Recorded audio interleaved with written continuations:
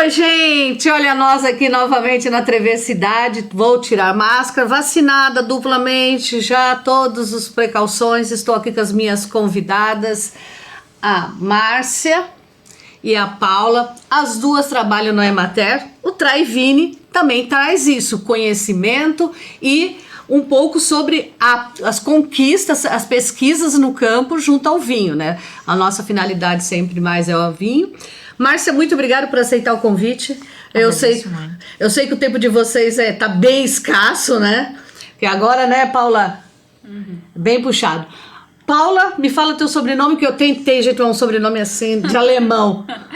Meu nome é de procedência alemã, então é Paula Kunde Milek. Paula, qual é a tua função dentro da Emater? Sou engenheira agrônoma e extensionista rural. É. E a Márcia, fundadora da Emater aqui em Farroupilha.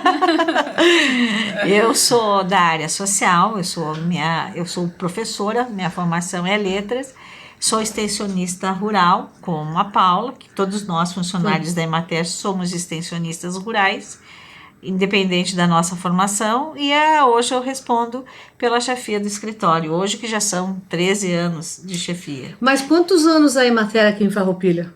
Ela foi fundada no dia 14 de dezembro de 1963.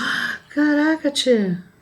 Nós temos 58 anos de existência do escritório no município de Farroupilha. Márcia, e qual assim, eu não sei se é a Márcia ou a Paula, a Emater, qual é a função dela da Emater junto à vinicultura aqui em Farroupilha? O que ela pode ajudar aqui? O que favorece? Eu sei que favorece, mas eu quero que vocês falam. Eu vou dividir essa tua pergunta com a Paula, que nós vamos então partilhar essa resposta. Se formos olhar o histórico do município de Farroupilha, tudo começa com a agricultura. O município de Farroupilha, que tem quase os seus 90 anos de existência, a primeira cultura e a principal cultura na área da agricultura é a viticultura. E a viticultura, ela tem um significado muito importante porque quase todas as propriedades rurais do nosso município, é o carro-chefe da economia econômica rural, é a viticultura. E além de ela ser importante na produção na propriedade econômica, ela também rende divisas junto às empresas do nosso município, porque nós temos empresas que produzem excelentes vinhos, espumantes e sucos, os quais levam a marca de Farroupilha para o mundo. É verdade. E eu peço à minha colega também que nós vamos falar um pouco mais, porque economicamente tem muito a ser falado. Socialmente nós podemos dizer que a cultura da viticultura ajudou muito a melhorar a vida, tanto econômica quanto social do nosso município. Eu acredito muito que até o desenvolvimento do município se tem muito a ver também com a vinicultura, né? Porque foi aí que se começou, né? Quando os italianos começaram, que eles vieram e já vieram com as suas mudinhas, né? E eu soube que no transcorrer da história das primeiras mudas, elas subiram a serra, vieram de procedência da Alta Feliz e foram trazidas para os italianos produzirem os seus parreirais. E que o carro-chefe para nós termos o que nós temos hoje de desenvoltura veio com a uva. Por isso que nós podemos dizer que muitas das variedades que mais produzimos no nosso país estão centradas aqui na nossa área, e Farroupilha tem destaque em algumas dessas variedades. E o Márcio, Paulo, o que você me diz aí dessas plantações? Então, a Emater, ela tem por missão o desenvolvimento rural sustentável, né? Então, a gente trabalha já com esse objetivo, de ser essencial ao produtor. E a viticultura, que a Márcia já falou, né? Vamos ratificar isso daí, é muito importante. Então, a gente trabalha desde ali da questão da implantação do pomar, uma renovação, a gente trabalha com os produtores toda a parte do manejo. Então, se alguém não sabe o que é manejo, né? Vamos pensar assim. Isso. Então, um manejo, o que seria? A gente pode chamar de um manejo convencional, um manejo orgânico. Seria desde a escolha da muda, qual cultivar está produzindo melhor, mais quantidade, qual o objetivo da cultivar, se vinífera, se de mesa. Então, a gente trabalha todo o processo inicial lá na propriedade da uva. A adubação é super importante, porque se tu for adubar uma uva de mesa, por exemplo, tu vai usar muito mais nitrogênio. Um produtor que vai entregar na cantina para fazer o vinho tem que ter o cuidado, então, com uma adubação nitrogenada. A gente trabalha auxiliando principalmente nesse sentido, fertilidade do solo, a produção da uva até chegar num vinho de qualidade que a gente tem. E assim, Paula, desculpa, como Farroupilha, o solo é pedregoso, né? É verdade. O solo é um solo raso, que a gente chama. É um solo raso, isso. Isso, quando tem essas aflorações, assim, de pedras, a gente chama de solo raso. E Farroupilha tem. Mas é engraçado que a uva se dá bem aqui, né? É a persistência do italiano ou é o clima e o solo que favorece? Mas tem que ver com a sua origem. A origem da população, da etnia, ela vem de uma origem na Itália similar à origem aqui que nós temos na Serra. Então, nada é por um acaso. Cultura agrícola vinda da Itália, mais o solo similar à região da onde é a proveniência das etnias. Porque que nem tu falaste, né? O solo, o clima, né? Porque isso também ajuda muito, né? Isso é. Eu não sei a latitude, que isso também tem a ver, né? Também. Eu não sei, mas eu acho que tudo isso favoreceu muito a produção da uva aqui na nossa região, né? O solo, clima, latitude, horas de frio, tudo favorece para que os grupos de nutrientes que tem na uva dê as características depois finais ao vinho. Então, por isso que tem um vinho de procedência daqui, o vinho de procedência dali, o que traz essas peculiaridades de todo o sistema e acaba dando um sabor diferenciado. Tá, No caso da Moscato. Isso que eu ia te perguntar, porque nós aqui temos o selo de procedência, né? Da uva Moscato, né, Márcia? Nós temos o selo de procedência e, pelo que eu soube, não sei, a Márcia sabe mais sobre isso, o Farroupilha foi o primeiro município, né, com a produção de uva Moscato. A produção é o campeão em produção a nível nacional. Mas eu quero só falando sobre sustentabilidade que a Paula colocou. Ótimo. Isso é muito importante. Eu quero voltar à palavra sustentabilidade. Nós, extensionistas rurais da Emater, nós temos que trabalhar a condição de produção, mas com respeito ao meio ambiente. E quando se fala respeito ao meio ambiente, e a Paula falou palavras fundamentais no nosso trabalho, sustentabilidade e solo, tudo aquilo que se ensina e que se passa a informação para o produtor é que ele tem que produzir, mas respeitar o meio ambiente. Respeitar o meio ambiente naquilo que ele vai produzir, colocar no solo e todo o manejo durante todo o transcorrer até ter o fruto. E também na transformação desse fruto num produto. Então, tu tem que conservar o meio ambiente para que, além de tu teres por muito tempo aquele meio ambiente para te dar frutos novamente, o produto que tu vai oferecer à população que seja um produto como os vinhos e os sucos de qualidade e livres de produtos químicos. O quanto menos, melhor. Não, e agora você falando sobre sustentabilidade, uma coisa que está tendo muito, agora já está se aparecendo muito também, vocês podem me confirmar isso, é os vinhos orgânicos, né? Sim, nós temos no nosso município vinhos e produção de vinhos e sucos orgânicos. Até a Paula pode comentar sobre esse assunto e também sobre o transcorrer do manejo até nós termos o produto orgânico. Isso, a produção orgânica se diferencia da convencional, né, que a gente chama. Essa é uma das principais diferenças na questão do uso de agroquímicos. Quando se fala em produto orgânico. Tem uma lista de produtos que são permitidos usar. e não são os mesmos que se usa no manejo convencional. Então, essa produção orgânica, que a gente acaba usando menos agroquímicos para ter uma produção, ela acaba, às vezes, produzindo menos. Produzindo menos, valendo mais. Vale. Mas se tu for pensar também, assim, nem defendendo orgânicos e nem um manejo convencional, se tu for pensar que se todos decidissem produzir orgânicos, faltaria alimento no mundo. É. Então a gente não pode ir nem muito a favor de um, nem muito a favor de outro, se manifestar num sentido, né? Não tem, cada um tem o seu espaço. Se a gente for só pensar só em orgânicos, não se tem produção para todo mundo. Nem de vinho. Nem de vinho. Nem de vinho, é verdade. Quanto que seria hoje a produção de uva em Farroupilha? Vocês têm mais ou menos noção disso? A gente tem noção em área, assim, não exata, tá? Mas a gente tem em Farroupilha em torno, acho que de 4.000 hectares, né? Desses 4.000 hectares, em torno de 600 a 600 e um pouco são uvas de mesa. As Niagras, principalmente.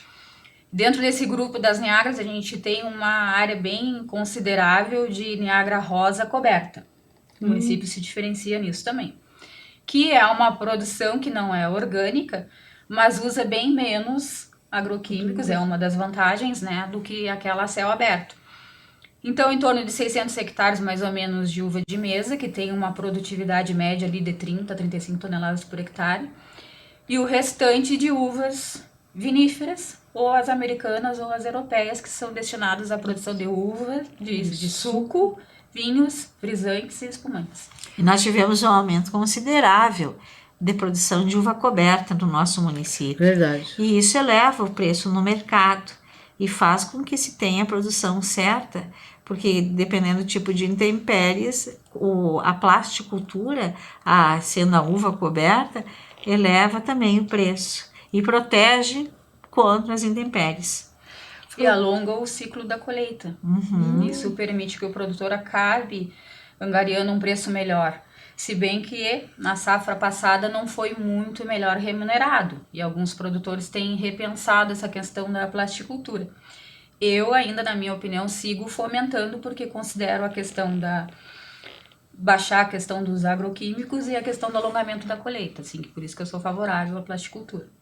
Falando em custo, dona Paula, essa semana eu ouvi dizer que quanto é que está o quilo da uva? 1,34?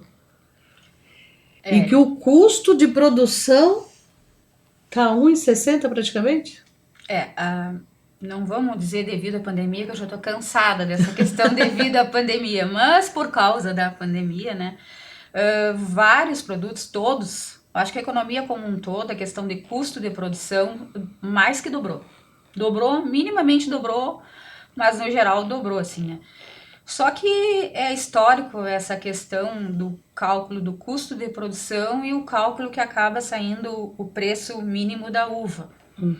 Então o produtor sempre está reclamando, e justamente, né, eu também sou uma defensora dessa questão, mas o produtor tem trabalhado sempre com uma margem mínima de lucro, isso quando não está pagando para produzir, isso é verdade. Nossa, isso é triste, né? E a mão de obra da propriedade, ela se baseia na família.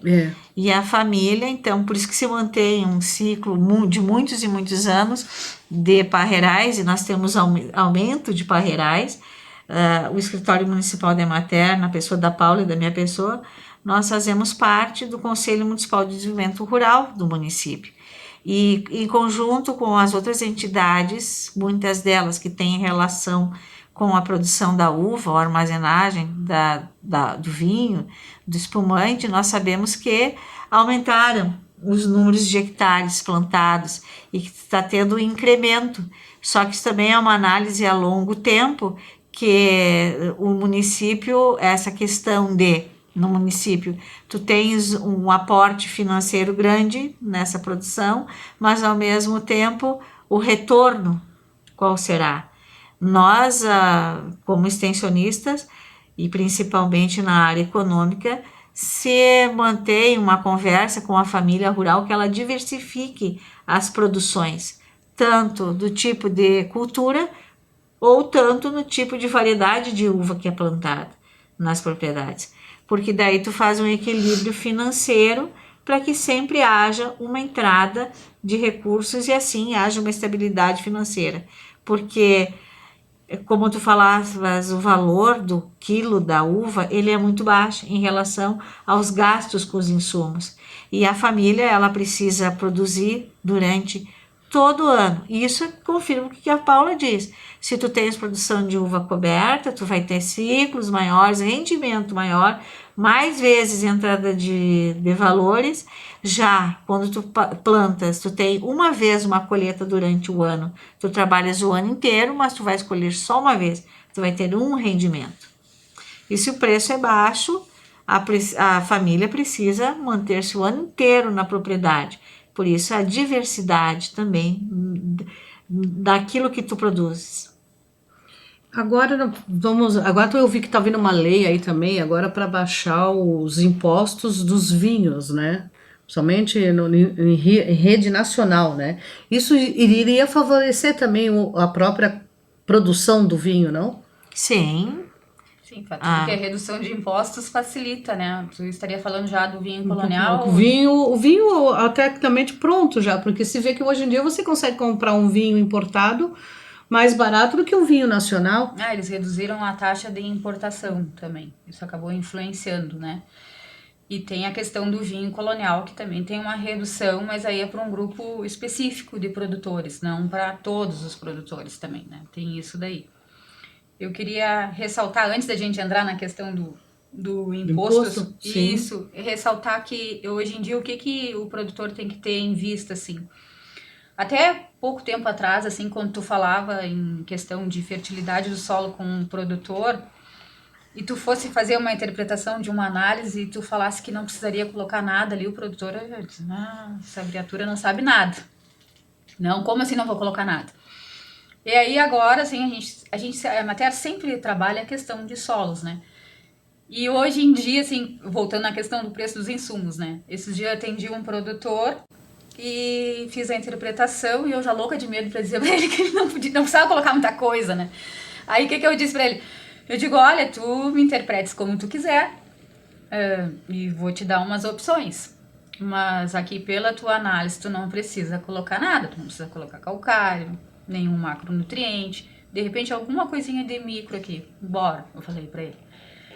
Ah, tá, mas nada, sim, mas aí eu já louca de medo que ele já que ele já falasse em mim, assim, mas de repente se tu quiser colocar um saco, né, eu falei pra ele, tu coloca. Não, R$200 que tá o preço de um adubo, não precisa colocar nada, que bom, não vou colocar nada. Pra te ver que com o passar do tempo eles começam a criar uma confiança naquilo que a assistência técnica passa, né? Porque até então era um conhecimento empírico deles, que tu não produz se tu não colocar adubo. E hoje em dia não, eles têm levado mais em consideração essa nossa orientação, ajudada, é claro, pelo aumento dos insumos, né? E até percebe-se, nós fizemos há 2 anos atrás, junto com várias entidades, um seminário sobre a cultura, sobre a viticultura. E percebeu-se que muitas pessoas não participaram do seminário porque eles pensam que o seu conhecimento não precisa mais acrescentar nada, porque são tantos anos que eles produzem uva, tem aquele produto que eu já sei o suficiente, e não é bem assim. A cada ano que se passa, se tem mais informações, porque existe a pesquisa. A Emater é uma assistência técnica de extensão e leva a pesquisa. E a pesquisa, ela continua. A cada ano tem mais informações a serem repassadas. Nós somos uma instituição que tem quase 70 anos de existência no estado do Rio Grande do Sul, e a todos esses anos se passam informações sobre uva. Interessante, né? Você vê como que é. Olha, eu sempre coloco para as pessoas aqui que o vinho, ele é uma história. No vinho você tem história, você tem geografia, você tem física, você tem química. É verdade. E tem uma cultura enorme. É muito bonito que tu falaste.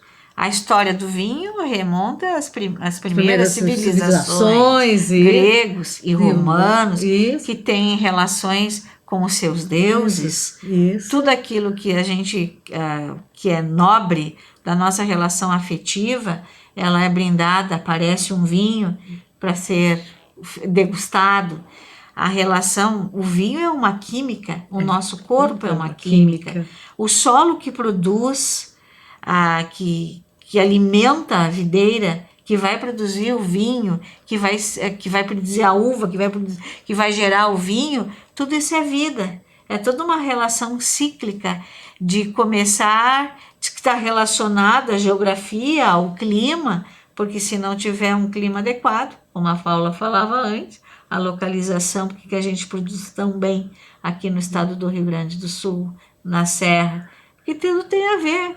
Latitude, longitude, então, calor. Até meteorologia, frio. né? Sim, tudo é relacionado. Tudo é relacionado. Esse resultado desse produto tão bonito, essa cor bonita, é um resultado de uma história da produção e de uma história de vida daquelas pessoas que se detiveram a produzir aquele produto. Bom, gurias, o que mais vocês têm para me acrescentar? Eu vou aproveitar a deixa da Márcia aí, que ficou até poético ela falando, né? Que a lei do vinho colonial veio justamente ao encontro de tudo isso que a Márcia falou. Porque quando tu pensa numa grande empresa pegando uva de vários produtores e produzindo muito vinho, é um mercado. Mas quando tu pensa em cada família que deixou um espaço da produção para produzir o seu vinho, é outra situação. É uma história. Então, o vinho colonial veio ao encontro disso. Ele é destinado a esse grupo de pessoas que se enquadram na agricultura familiar, que tem uma lei federal que define o que é um agricultor familiar. Veio para esse público poder se legalizar. Uhum. Então, a maioria dos produtores tem a sua cantininha em casa. E alguns deles produz um pouco a mais do que eles consomem. E aqui em Farroupilha, essa questão da lei colonial já começou a discussão na Emater. A gente considera como um trabalho forte nosso da Emater, né? Aqui em Farroupilha a gente tem uma já legalizada. Que legal. Dentro da abrangência dessa lei, né? Então essa lei ela pega que grupo de pessoas, agricultores familiares que produzem o vinho a partir de 100% das suas uvas e até 20 mil litros por ano. E eles podem comercializar. Essa vinícola que a gente tem, eles comercializam na feira, que são nossos assistidos, né? E é um grupo de pessoas que são assistidos pela Emater. Que bom. Os outros também, premiados nossos aqui na seleção de vinhos, todos passam pela Emater. Não me lembro de algum que não passe. Não. Ou com análise de solo, ou com o crédito rural, qualquer atividade que a gente tenha, essas pessoas que hoje são premiadas aqui perpassam pela Emater. Eu quero dizer, pegando o gancho da Paula, que nesses meus 30 anos de extensão rural e os colegas com os quais nós trabalhamos, nós víamos os colegas assistirem as famílias, nós assistimos a família, tanto na solo, na condução dos parreirais, na poda, na colheita, no forma da comercialização, na reivindicação de melhoras para o preço. Então, a história da extensão rural, da assistência técnica, ela está relacionada a todo o transcorrer até chegar ao produto final. E como a Paula disse, esse produto tão nobre, ele também faz parte do histórico dos nossos quase 60 anos de escritório municipal. Bom, esse final de semana que passou, nós tivemos uma empresa, uma vinicultura aqui de Farroupilha que ganhou um título, né, em Porto Alegre, na Expo Inter, do melhor suco, né, da região. Isso daí é da região? Será que eu não tenho noção ainda dessa premiação? Falávamos em orgânico. A vinícola de César. A vinícola de César. Da família de César, do Rio Caçador, do interior do nosso município. Vinícola e família produtora rural assistida pelo escritório municipal da Emater. É uma premiação a nível... A Expo Inter que foi a 44ª Expo Inter que nós temos, que tivemos, que ela encerrou, eu creio que em região do estado do Rio Grande do Sul essa premiação. Então, olha só, daqui da nossa região. E por causa disso, hoje nós vamos brindar não com vinho, elas ficaram tristes, que elas pensaram que elas iam tomar vinhos ou espumante. Nós vamos brindar hoje com suco de uva da nossa região, natural, e damos os parabéns para essa empresa, né? Essa vinicultura de César, né? De César. De César, logo nós vamos trazê-los aqui para eles contar essa façanha, como é que é o processo deles. E o Trai Vinha é justamente isso, é trazer conhecimento, é trazer a história da uva e contar um pouco sobre o nosso município, como o nosso município é rico em cultura, em alegria. Eu quero agradecer, Márcia, muito obrigada por dispor do teu tempo. Paula, não sei como te agradecer, é pouco tempo, gente, essas meninas merecem mais tempo. Saúde, que esse seja nossos piores momentos. Trai Vini, com você na TV Cidade. Até semana que vem.